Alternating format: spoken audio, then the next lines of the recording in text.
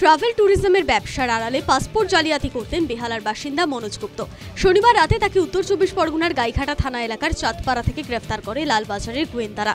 গাইঘাটা থানার চাঁদপাড়ার যে বাড়ি থেকে মনোজ গুপ্ত গ্রেফতার হয়েছিলেন সেই বাড়ির মহিলার বিষয়ে চাঞ্চল্যকর তথ্য পুলিশের হাতে। মহিলা জানিয়েছিলেন তার নাম সুমনা মল্লিক, কিন্তু আদতে তা নয়। স্থানীয় সূত্রে খবর, মহিলার নাম পূর্ণিমা চৌধুরী।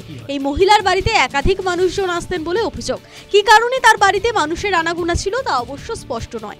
বাংলাদেশ থেকেও লোকজন আসতেন বলে অভিযোগ। স্থানীয় ডুমা গ্রাম পঞ্চায়েত সদস্য মৌসুমী মণ্ডলও একই অভিযোগ করেন।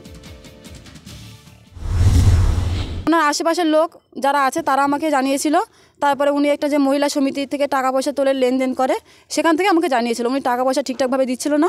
সেক্ষেত্রে এটা জানি। বাইরের লোকের যাতায়াত ছিল, বাইরের লোকের যাতায়াত ওনার আশেপাশের লোক দু একজন বলছিল, কিন্তু সেটা আমি সঠিক বলতে পারবো না। কি বলছিল? উনি ওখানে বাংলাদেশের লোকের সঙ্গে যাওয়া আসা করে, বাংলাদেশের লোক আসে ওনার কাছে, এটাই। বাংলাদেশের লোক আসতো? হ্যাঁ হ্যাঁ, বাংলাদেশের লোকদের সঙ্গে ওনার যাতায়াত ছিল। হ্যাঁ হ্যাঁ। ডুমা অঞ্চল তৃণমূল কংগ্রেসের সভাপতি কালীপদ বিশ্বাসের দাবি, ঘটনার পর থেকে স্থানীয় মানুষেরা আতঙ্কে আছে। পুলিশ প্রশাসন বিষয়টি তদন্ত করুক। লোকমুখে যেটা শুনছি, বিভিন্ন লোকজন বিভিন্ন সময় ওনার বাড়িতে আসা যাওয়া করতো। এখন এই কাজের সঙ্গে যুক্ত কিভাবে, কবে থেকে, এত তো মানুষ গ্রামের লোক খোঁজ রাখা সম্ভব না। ও সেলফ হেল্প গ্রুপের টাকা মারা থেকে শুরু করে বিভিন্ন অবৈধ কাজের সঙ্গে দীর্ঘদিন ধরে নাকি যুক্ত ছিল, এটা আমরা জানতাম না। তো এটা চাইছি যে পুলিশ প্রশাসন সঠিক তদন্ত করে এর একটা বিহিত করুক, কারণ এলাকার মানুষ এই সম্পর্কে সত্যি সত্যি আমরা আতঙ্কিত। বিভিন্ন লোক টাইপের লোকজন ওর কাছে আসতো। লোক যা বলছে, আশেপাশের লোকজন বাংলাদেশ থেকে শুরু করে বিভিন্ন গ্রামের, বিভিন্ন এলাকার, কলকাতা, বিভিন্ন জায়গার লোকজন ওর বাড়িতে আসতো। ভাড়াটিয়ার তথ্য না দেওয়ার কারণে বাড়ির মালিককে নোটিশ করা হবে, জানালো চাঁদপাড়া গ্রাম পঞ্চায়েত প্রধান। মনোজ গুপ্ত যে বাড়ি থেকে অ্যারেস্ট হয়েছে, ওই বাড়ির মালিক পঞ্চায়েত থেকে ভাড়াটিয়ার রাখার যে অনুমতিপত্র, সেটা উনি নেয়নি। ভিতরে উনি যে এইরকম বাইরের মানুষকে আশ্রয় দিয়ে অন্য কাজ করে, সেটা আমাদের জানা ছিল না। আমরা মনোজ গুপ্ত অ্যারেস্ট হওয়ার পরেই এইসব জানতে পারি, এবং বাড়ির মালিককে আমরা অবিলম্বে নোটিশ করব যে কেন পঞ্চায়েতের নিয়ম মেনে, পঞ্চায়েত এলাকায় যে ভাড়াটিয়ার নিয়ম আছে সেই নিয়ম মেনে অনুমতি না নিয়ে ভাড়া দিল, সেটা আমরা অবশ্যই নোটিশ করব।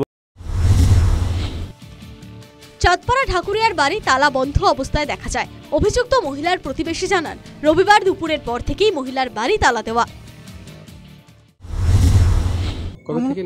সেই তো 2-3 দিন ধরে, সেই প্রথম যেদিন ছবি টবি নেওয়া হলো ওই দিন থেকে। তো রবিবার, ওই দিন রবিবার ছিল, তো সেই রবিবার থেকে আমরা এখনো পর্যন্ত রবিবার থেকে বেপাত্তা।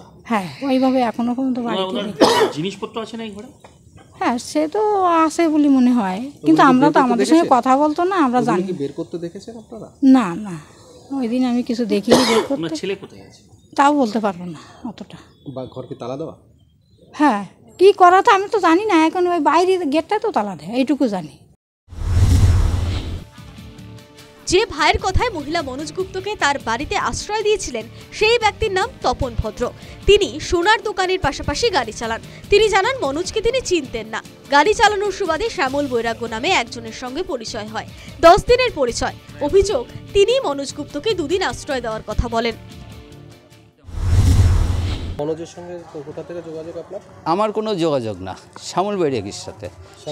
হ্যাঁ, ওনারে আমি 1 সপ্তাহ 10 দিন মতন আমি গাড়ি ভাড়া খেটেছি। এই মনোজ গুপ্তাকে আপনি চেনেন না? না না না, শ্যামল বৈরাগী উনি চেনে, ওনার কাছে ছিল, উনি নিয়ে এসে আমার গাড়িতে নিয়ে ওই বাড়িতে করেছে। আমি শুধু একটাই করেছি যে উনি আমাকে বলেছে যে হচ্ছে একটু থাকবে এক জায়গায় একজন, এবার কি থাকবে সেটা আমি অত জানি না। আমি ওনাকে করেছি। যখন মনোজ গুপ্তের সঙ্গে আপনার কতদিনের পরিচয়? আমার সঙ্গে 1 দিনেরও পরিচয় না। ঘটনার তদন্ত শুরু করেছে পুলিশ। মহিলার পরিচয় গোপন নিয়ে যেমন একাধিক প্রশ্ন উঠছে, তেমনই প্রশ্ন উঠছে তপন ভদ্রের ভূমিকা নিয়ে। কেন 10 দিনের পরিচয়ের কথায় একজন অপরিচিত ব্যক্তিকে পরিচিত দিদির বাড়িতে আশ্রয় দিতে দিলেন? News time.